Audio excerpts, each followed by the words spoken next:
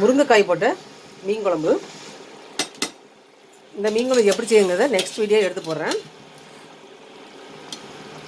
இங்கே கேரளா சைடில் மீன் குழம்புல முருங்கைக்காய் போட்டு வைப்பாங்க. இது அயில மீன் தான் போட்டு வைக்கிறேன். வீடியோ எடுக்கலை. அடுத்து வந்து இந்த மாதிரி மீன் குழம்புல முருங்கைக்காய் போட்டு வச்சு செஞ்சு கட்டுறேன். இந்த வீடியோவை ராஜ்யத் ஹோம் குக் இந்த சேனல் தான் போடுவேன். முருங்கைக்காய் போட்ட அயில மீன் குழம்பு.